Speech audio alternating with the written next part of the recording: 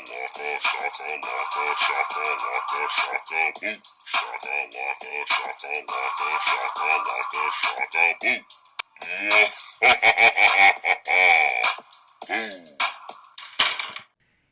guys, welcome back to the Boo Shakalaka podcast. My name is, I'm your host, Tiffany Joy, my co-host, Pierre. Not my name is. My name Slim is. Shady. Huh? My name is what? My name is. Who? You know, for years, no idea his name was Eminem. I literally thought, I was like, why does he call himself Slim Shady if that's not his name? You know, artists back in the day had 15 nicknames. Because I was like, who the hell is Eminem? And then why is it spelled like that? Jay-Z had Jay-Z, Jigga, Hove. I don't know what else. I think that might be it. But more than one. They all had more than one. I was pissed. Well, I am reluctantly here because this movie was not alive and had no. The script was not alive and it was non-existent. I think the script was about 8 pages. Had to be, and this was John Carpenter. Wait, no. Yeah, you're right. Oh, okay. John Carpenter. Okay, yeah.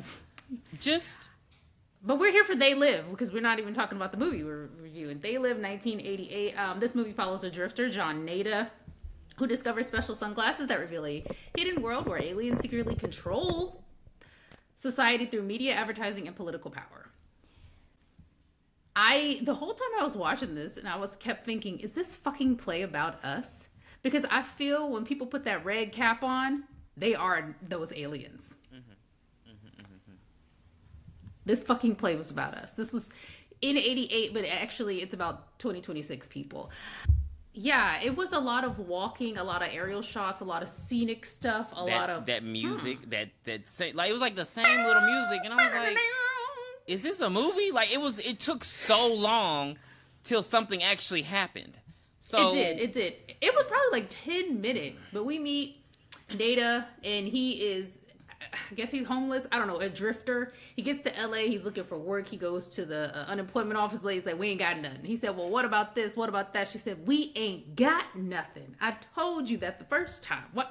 Did you think something changed within a matter of minutes? And then he's still walking aimlessly, all throughout California. And he meets a preacher. And the preacher is blind, and he is just spouting off rhetoric. He's saying that the rich and powerful control humanity, but people think that he's crazy. Why would that not be the truth? Why is it so hard to me to believe that he couldn't find a job in Los Angeles? He does. He finds one the same day. But for her to say that we don't have anything, it just seems because there's a plethora of jobs. I don't know. This was. Right, and this was during the crack epidemic too, so they had some jobs out there.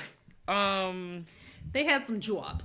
No, I was surprised who we see next. I was very Keith surprised. David looks great. I don't think I've ever seen him like super young like that. I feel like he must have got a hair transplant because he got hair now. I just thought he had cut his hair. I wasn't going to say anything about the hair because I'm like, motherfucker, you got hair now. You had hair when you were sending people to hell. So... this may be Tales from the Hood 2, guys. This may be my favorite role of him just because I feel like it's the only time he played a good guy. This is the only time he played somebody who wasn't a piece of shit. Like, come on now. He wasn't a piece of shit in Tales from the Hood 2. He was Satan, but he wasn't a piece of shit. Okay. He had morals. Work with me. So they start working. Nada ends up working on a construction site, and I think Roddy Piper, I think he's a wrestler. So he's big and buff and hairy, and all the ladies must have liked him back then. I don't know. I was just like, okay, cool. But he's big and buff. He is very buff. Is he hairy? And he's working on the rail. Yeah, he had a hairy chest. He was working on the railroad, doing all this stuff, and he meets Frank, who is Keith David's character. And Keith David, it's like, hey, come live with me. What? Do you have a place to stay? Keith David talked for like 10 minutes before Nada even responded to him. But my thing is, because he offers a place to stay, but like, is he traveling for work? Because he talks about how he has a wife and a kid. Where you gonna stay? Okay, whatever. You gonna sleep on the couch? No, I think he's trying to work to support. Maybe he lives in another part of California where the jobs aren't plentiful, so he had to go to LA to find work to send back to his family. Okay. That could be something that he's doing. I mean, that's the only thing I can think of. Yeah, like because when he goes to his house, ain't nobody there, ain't no wife and kids there. But okay, so that's what I'm thinking. He's got a roommate situation going on. We see like a hacker taking over TV broadcasts, and again, it's like a big conspiracy theory that humanity is cattle.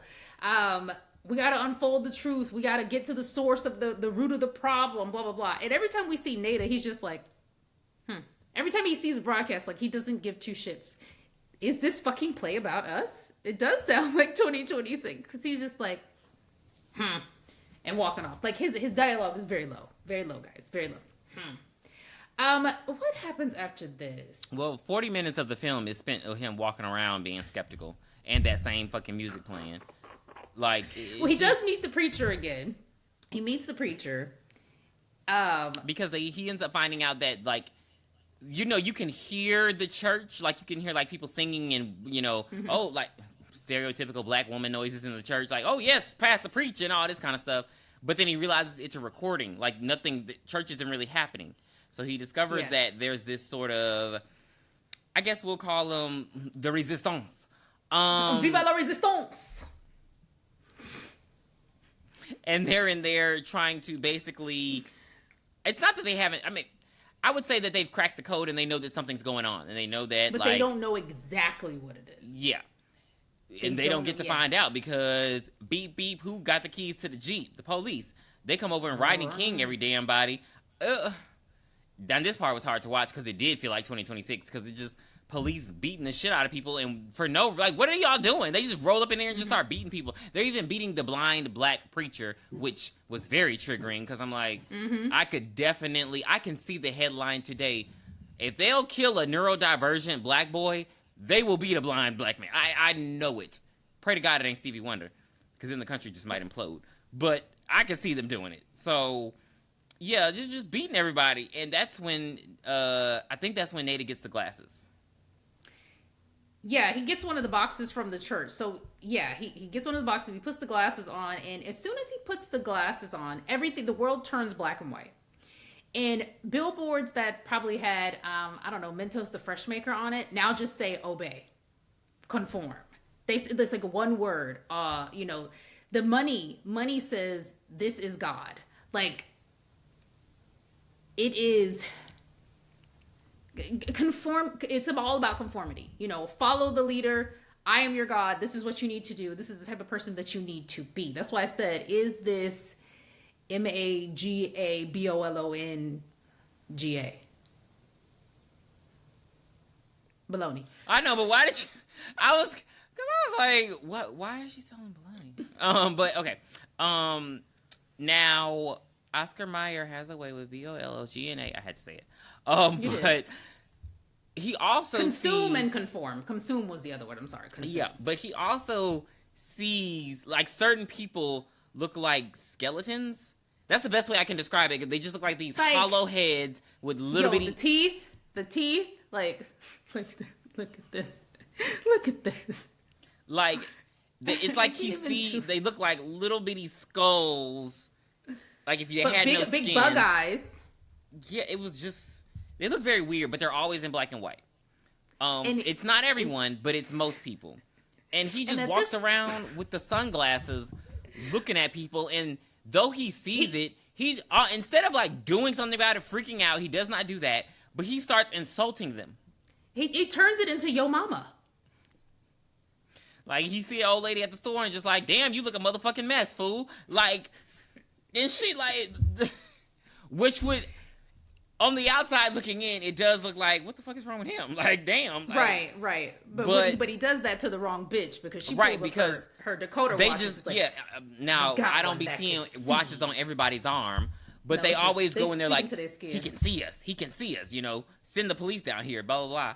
And he gets in trouble and the police start chasing him. Now, this ain't the LAPD, I know, because the way this man can run from the police, have an altercation with the police, punch the police, knock the police out, and then just walk right back on the street and ain't nobody saw shit, ain't nobody did shit. I'm just like, damn, white men have stealth. Because there's just It is no... a very empty LA. It is a very empty LA. Like, bruh, it's not like... Because it's like once you know, in the normal movies now, once they give you a description over the phone, over the walkie, that's it. Like, white man, long hair, brown hair with this on. You got street camera. Somebody probably posted a video of it. It's a little different. It's yeah, just a but little even bit different. before cell phones, once they give you a description, the police know where you at. It's very hard for them not to find you. So the fact that he just is on the main... But then again, they might mistake you, because once they say the 5-letter word, the 5-letter one that starts with the B, BLACK, everybody's a fucking suspect. Yeah, because but it's like with him, he's able to walk the main road with the business people. They in their suits and everything. Nobody's just like, hey, him right there. Like, I'm like, oh. He does beat the 2 alien officers up. He beats them up. Then he takes one of their guns, and then the other one tries to shoot him, and then he shoots him, and then he shoots them. So he actually kills these police officers and takes their guns. Like, he's murdering people. He even gets a gun, walks into a bank, and just unloads on bitches. Like, you gotta say the line. You said the line. This is your movie. I'm done with it. I came here to chew bubblegum and kick ass. And I'm all out of bubblegum. Like, okay, like, it's just... So, again, from the outside looking in, he looks like a fucking maniac. Like, this is some straight up... He does look like he's gone psycho. Because he's like, again, he is murdering people in broad daylight with no explanation. He not stealing nothing. He didn't even take the money. He's literally just killing people. So, obviously, this is when he fucking loses me, because he shows up back to work. Talking about some, hey... No. As he's escaping from the bank, he kidnaps Holly, whose eyes are so scary.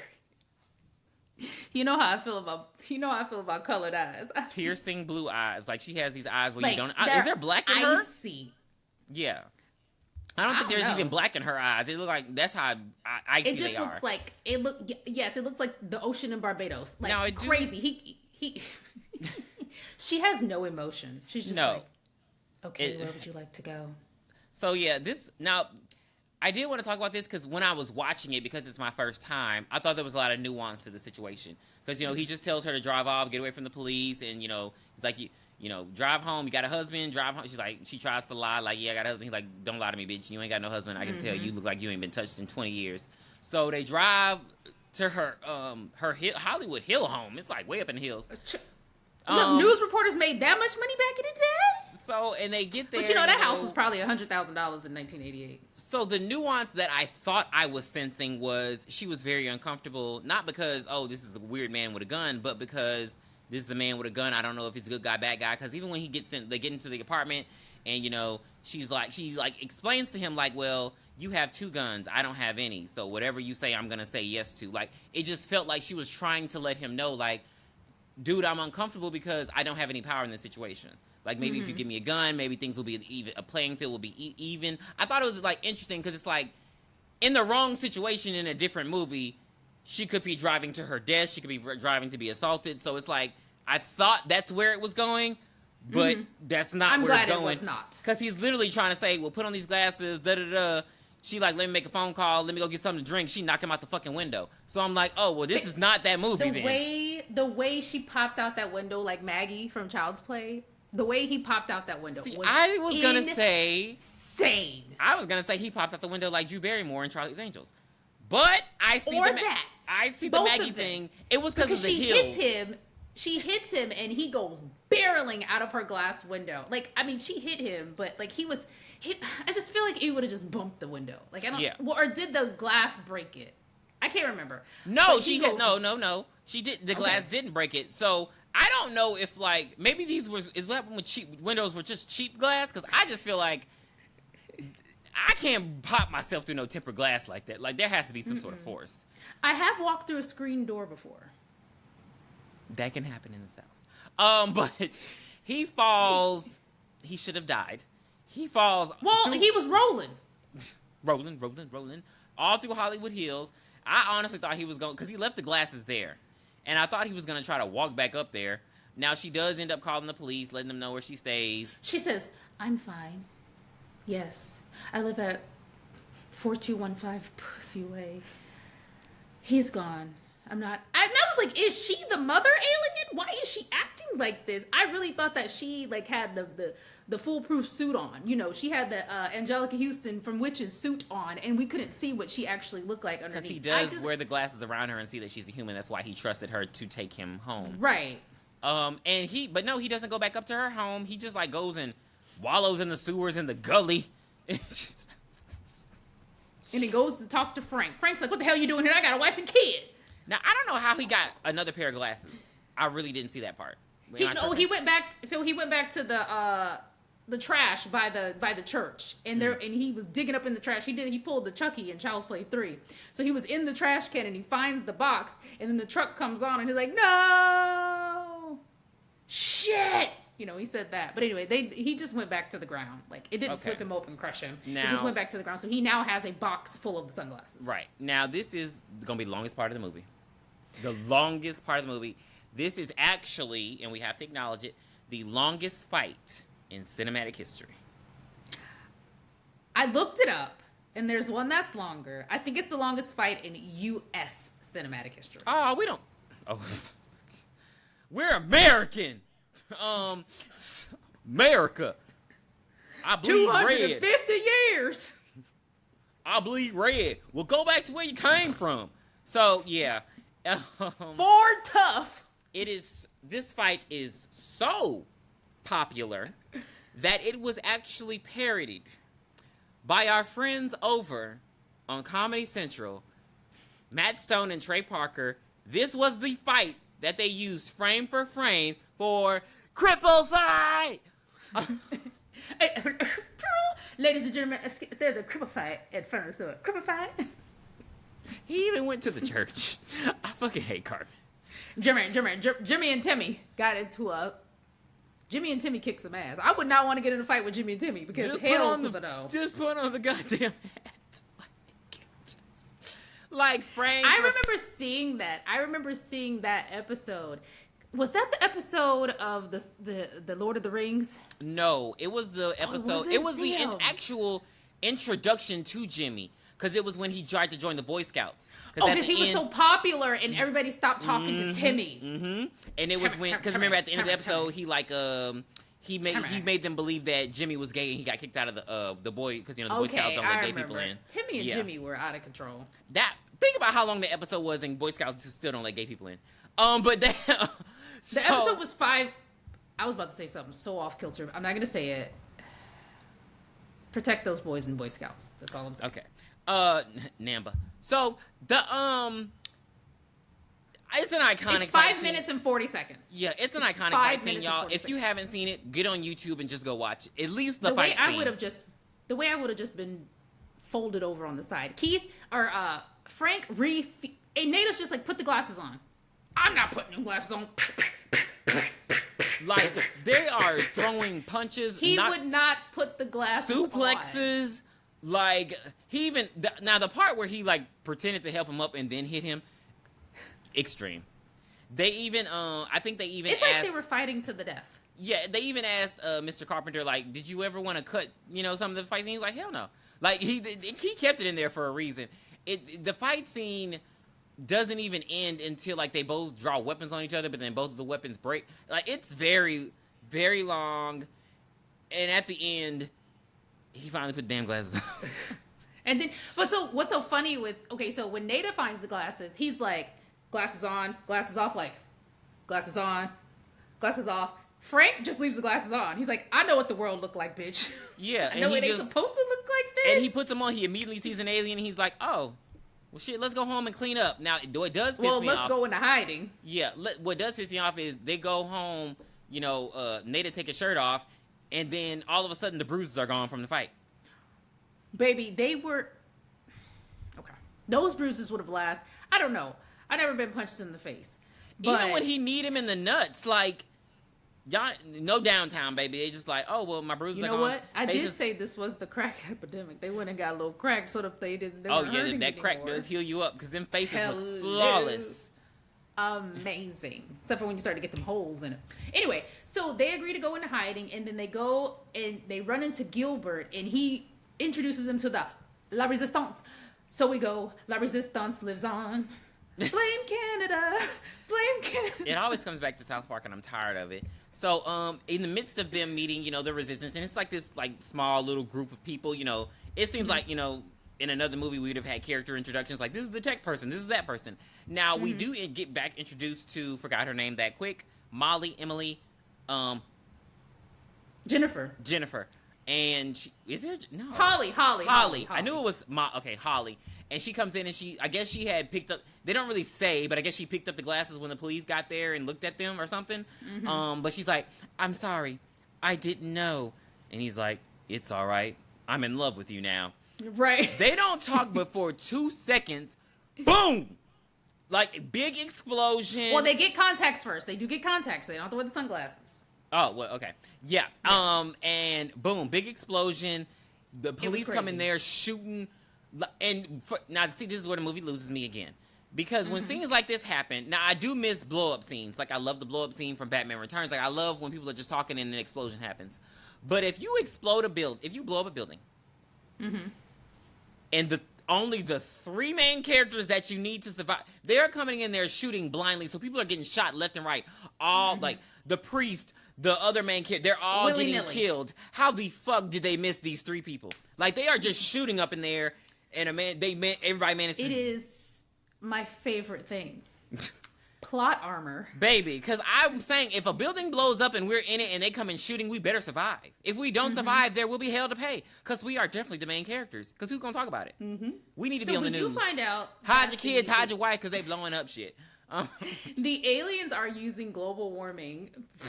Bye. This play might really be the fuck about us. They're using global warming from the Earth's atmosphere to make it more like their home world, and they're depleting all the resources from Earth. And they're also bribing human collaborators in exchange for wealth. I have a theory. I think I've said it to you before, but I'm not going to say it on the podcast, but we know who the aliens are because they are... They can't even keep their hair on. Yeah.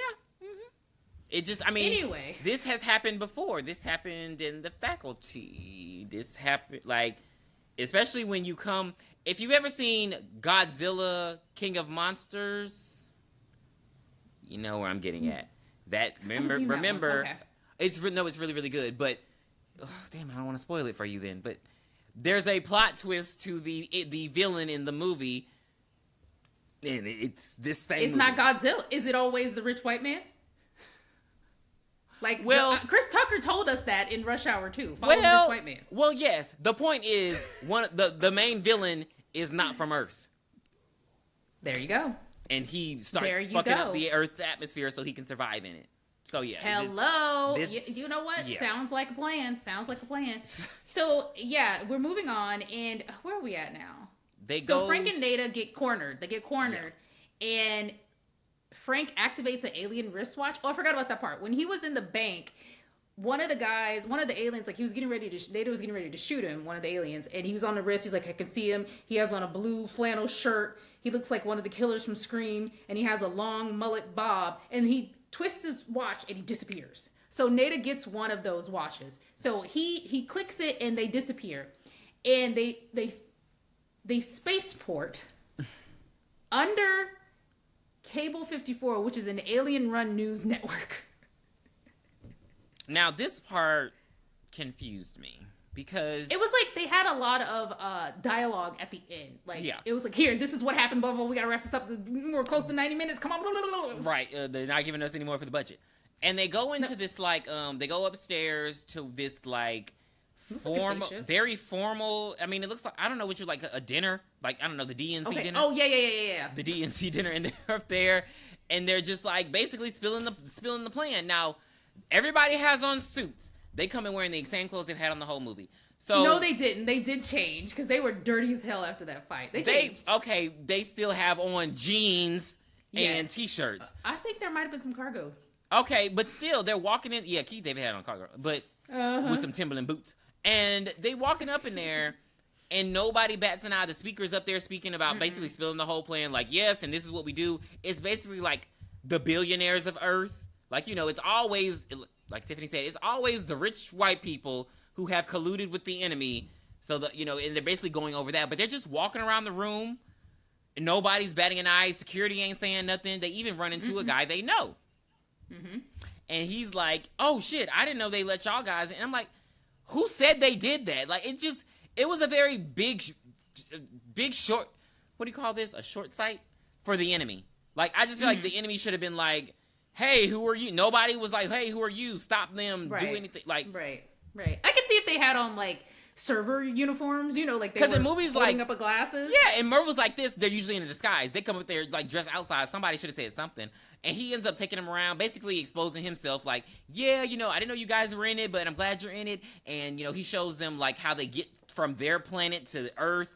And, the master plan, he's like, yeah, I sold out, but you got to sell out. We all sell out. It was just very, like, this is all the exposition. The whole time he's telling about all this shit.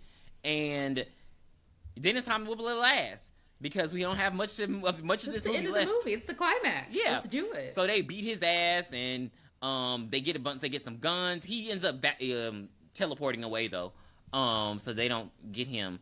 They end up it's shoot like they get machine guns and blow that newscast station down. They like killing everybody. It's a lot. Like they start running. They find Holly again. Yeah, they find Holly and they like to get her, and she's running with them. I don't now. It loses me because I forget where Keith David went. Because at some point we lose him for the rest of the movie. He finally went back home to his wife and kid. Well, he's just gone because he's like Holly, or he's like Holly and Keith. You coming? And she's like, I'm right here, and she has a gun on him, and he's like, at this point they're on the roof. They're like the aliens have a. Oh no, Holly kills Frank. I feel like we don't see that. I don't see him die. Yeah, she kills him. So, I'm remembering this now. I think it might have been edited out for some reason, but she does kill Frank. Maybe, you know what? Because I did watch it on YouTube and it said that it was edited. Maybe so they didn't curse. They weren't even cursing. But maybe that's why. Because... Yeah, Holly kills Frank. Because she just show up with a gun. Nada kills Holly. Right. So she's like... I guess she's just trying to get him to conform. He ends up killing her, and he ends up knocking the signal out. So, but she ends up also shooting him though. So he's like on the ground dying, and she doesn't kill him. No. He does die. Yeah, he's on the ground dying, and then as he's dying, you see like everyone now in the real world. There's no more black and white. They can just see the aliens sitting right in front of them. They can see them on the TV. Yeah, so like the transmitter was like blocking the signals from your brain and your eyes or whatever. Which is a cool concept, but explain that. But yeah, you can see them aliens in the bar. You can see the alien you're having sex with. You can see like, and then the movie just ends. Could you imagine? Oh baby. What do you think happened next? Well, I don't know because the screen went black and the credits came up. So I'm like, well, what kind of... I said, what do you think? I didn't say, what did you see happen next? They should have ended it better. Maybe they started... World War III. I don't know because, I mean, one thing they depict about humans correctly is that we are xenophobic as fuck and we are barbaric. So I feel like these Americans would have torn them bitches to pieces. We do not like things that are not... Well, I don't know. If the people at the top of the food chain are the aliens, what happens then? But remember, as we know from today, 2026, that's 1% of the population. So we quite literally could change things if we went back to the 1800s. Yeah, because who's going to protect them? That's why we say eat the rich. If you just drag them out of their fucking houses, I mean, it's too many of us. Stone them. That's always fun. I was gonna just bury him in sand on the beach and wait till the tide came, but okay. Okay, grandpa birthday cake. What was it? I want my cake.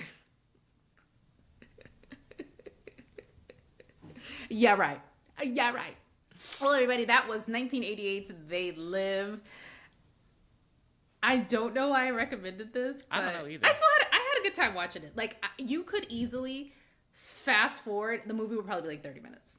Yeah, no, like they definitely played with that runtime. They chewed that runtime. They chewed it up. It was delicious. I would say at the very least go watch the fight scene, but yeah. Yeah.